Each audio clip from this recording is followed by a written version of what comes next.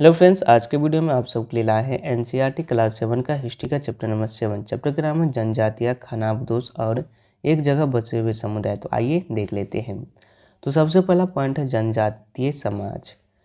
तो अलबत्ता दूसरे तरह के समाज भी उन समय मौजूद थे। उपमहाद्वीप के कई समाज ब्राह्मणों डरा सुझे गए सामाजिक नियमों और कर्मकांडों को नहीं मानते थे और न ही वे कई असमान वर्गों में विभाजित थे। अक्सर ऐसे समाजों को जनजाति के सदस्य नातेदारी के बंधन से जुड़े होते थे। कई जनजातियां खेती से अपना जीविकोपार्जन करती थी। कुछ दूसरी जनजातियां के लोग शिकारी, संग्रहालय या पशुपालक थे। कुछ जनजातियां खानाबदोशी थी।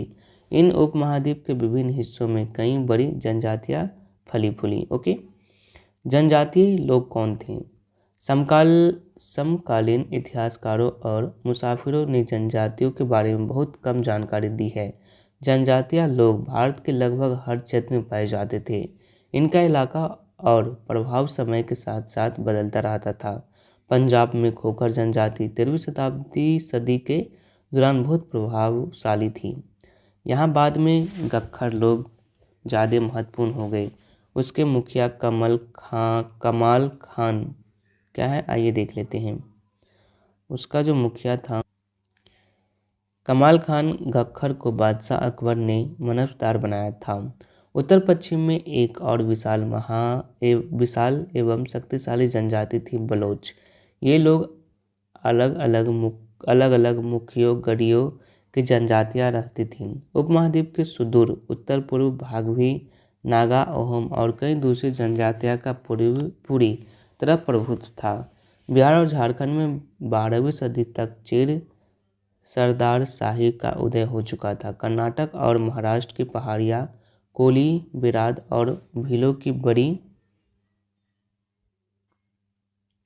जनजातियाँ पश्चिम के मध्य भारत में फैली हुई थी। मौजूदा छत्तीसगढ़, मध्य प्रदेश, महाराष्ट्र और आंध्र प्रदेश में लोग बड़ी तादाद में फैले हुए थे। इसके बाद है खानाबदोश और घुमंतू लोग कैसे रहते थे। तो आइए देख लेते हैं। खानाबदोश चरवाहे अपने जानवरों के साथ दूर दूर घूमते थे। उसका जीवन दूध और अन्य पशुचारी उत्पादों पर निर्भर था। वे खेतीहर गृहस्थों से अनाज, कपड़े और ऐसी ही चीज़ों के लिए ऊन, घी इत्यादि विनिमय भी करते थे। बंजारे लोग सबसे महत्वपूर्ण व्यापारी खानाबदोश थे। उनका कारोबार डांडा कहलाता था। कई पशुचारी मवेशी और घोड़ों जैसे जानवरों को पालने पोसने और भ्रमण करते थे। ओके, इसके बाद है बदलता समाज, नई जनजातियाँ और श्रेणियाँ। जैसे जैसे अर्थव्यवस्था और समाज की ज़रूरतें बढ़ती गई, नई हुनर वाले लोगों की आवश्यकता पड़ी।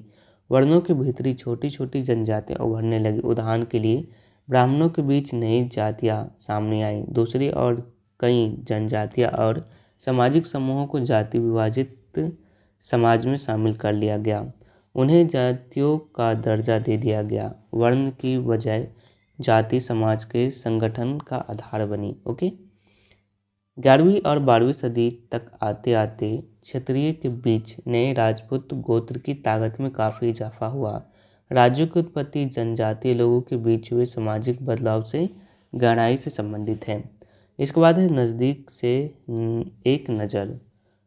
गोंड लोग गोंडवाना नामक विशाल वन प्रदेश में रहते थे। वे स्थानीय कृषि अर्थात बदल के खेती करते थे। विशाल गोंड जनजातियाँ कई छोटे छोटे कुलों में भी बटी हुई थी।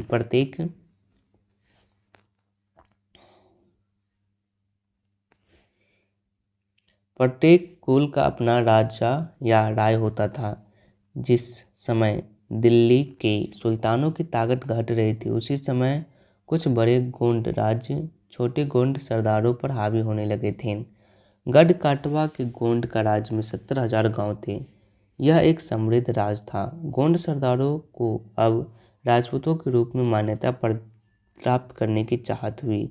ओहम लोग मौजूदा म्यांमार से आकर 13वीं सदी में ब्रह्मपुत्र घाटी में आबसे। उन्हें भूरिया यानी कि भूस्वामी लोगों की पुरानी राजनीतिक व्यवस्था का दमन करके नए राज्य की स्थापना की।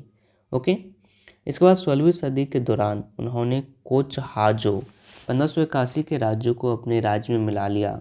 उन्होंने कई अन्य जनजातियों को भी अधीन कर लिया। ओहमों ने एक बड़ा राज्य बनाया और इसके लिए 1530 के दशक में ही इतने वर्षों पहले आग्नेय अस्त्रों का इस्तेमाल किया।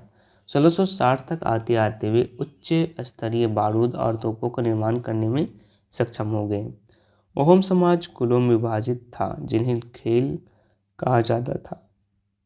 शुरुआत में अहोम लोग अपने जनजातीय देवताओं की उपासना करते थे, लेकिन 17वीं सदी के पूर्वार्ध में ब्राह्मणों के प्रभाव में बढ़ोतरी हुई।